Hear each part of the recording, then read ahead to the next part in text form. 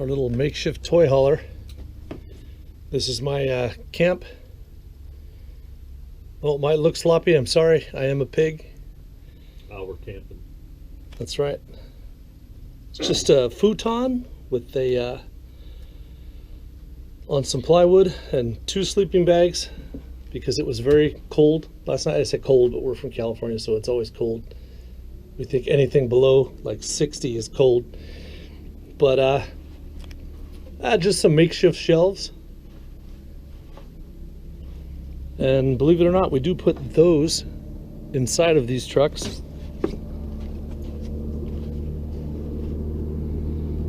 To cut some extra, these 2 notches here. We cut other ones on both sides. So you need both the ramps to do it, but it's easily able to drive in there. We got D-rings mounted on the inside.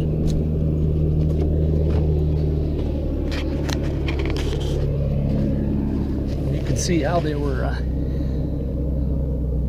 just some unistrut and nylon lock nuts to make sure those stay in there.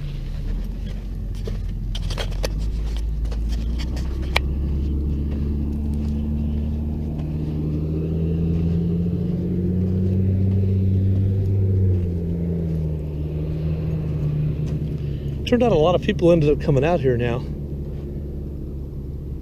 Guess it's Veterans Day? Is it Veterans Day? Yeah. So people are still coming out. It's Wednesday. A lot of people showing up. But just camping in here, far superior than camping in a tent. It gets windy or stuff like that and you're pretty much screwed. Yeah, raining or windy. Yeah, actually last time we were out here it rained the whole time. Well, actually we got 1 day worth of riding and then it rained and we were stuck basically trapped inside the vehicle for what, 2 days? 2 days. Yeah. But we didn't get wet at all. And that beats like trying to camp in a tent to do that. But just all of our junk. Oh no, we would have gotten flooded. We would have been in tents. We would have had to been up there by the trees. Yep.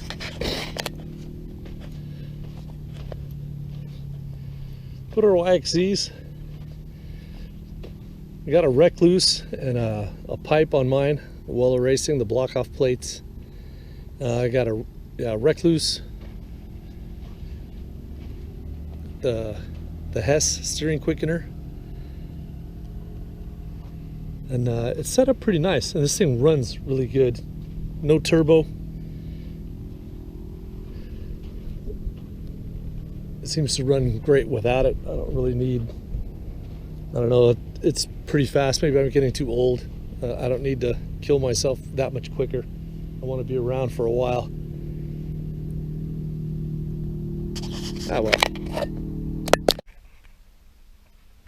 Almost ready to put the buggy in now. As you can see where the D-rings were mounted, drilled a couple of holes, made some stencils around it, and I bought these things from just from Harbor Freight, and those are car wheel dollies, but I liked them because they had the semi-curve in them. So once I put them down, I have a couple of bolts in them so that the bolts go right in the 2 holes that I set there, so they won't move once it's down and once the weight of the buggy's on it.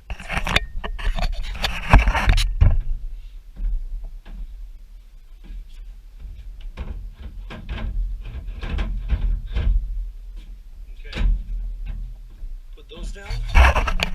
Once those straps are on them, it can't roll forward, backward, anywhere. And that's pretty much it. Now this is not an RV. This is just like a camper toy hauler. I just use this more as a tent than, I mean, there's no bathroom, no running water, anything like that. But as far as for camping out in Glamis, and if you need one of these, like we had to have them, and with no room for a trailer, this ended up working out really well.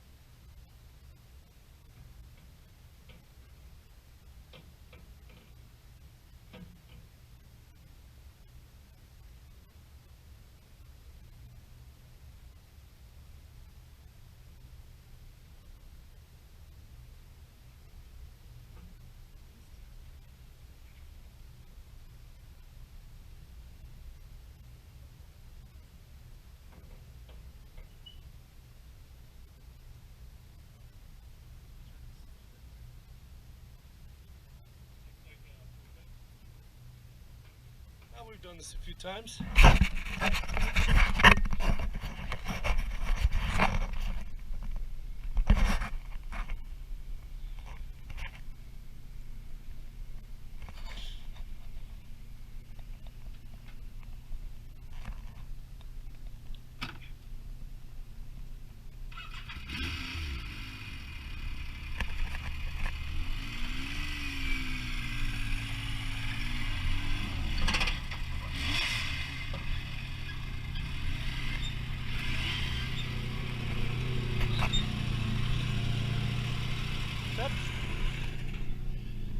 It's pretty simple. You get the hang of it, and once it's up in here, you can see the wheels are in the chucks. So once I put the other things on them, that's about it. It's not going anywhere.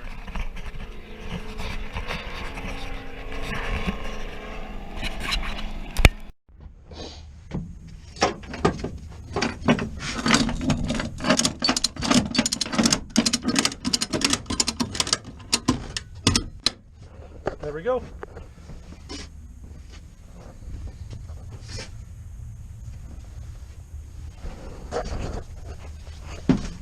Now we're good. You can still get in it. We were thinking about getting trailers. Smaller trailers. I say smaller, but we pull them with our own trucks. And they were probably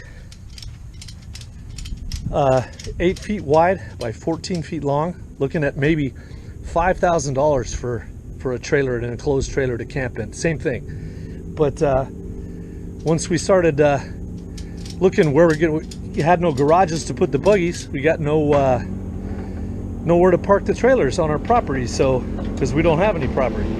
So basically what we ended up doing, we just bought these things. Sorry about the noise. Glamis, you know how it is.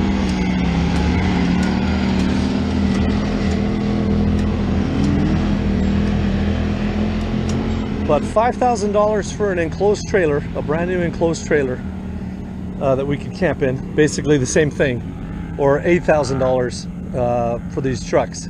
They had 100,000 on them, but they were maintained by U-Haul, so I wasn't too worried about that. We've had zero issues with the trucks. They run perfect, and driving them is not that big of a deal. And now that we got this set up like this, I think it ends up being pretty simple. And we have one parking spot at our house, so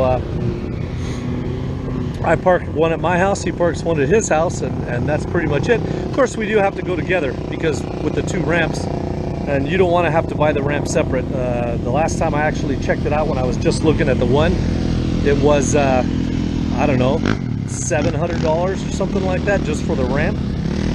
But it comes with it. Now you do have to do some a little bit of modifying to get the ramp out, because it has like some linkage that's in it, so basically the ramp doesn't come off of the vehicle, but that's not too hard to get off. And then, like I said, we cut these notches in here so that you can actually, instead of having the ramp just in the center like normal, you can put one on each side,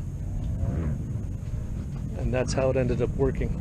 And so far, I mean, we've had these for, well, it's 2020 now. We've had the trucks since late 2016, and we've had zero issues with the vehicles, either one of them. Well, Yamaha, fucking sweet anyway. All right.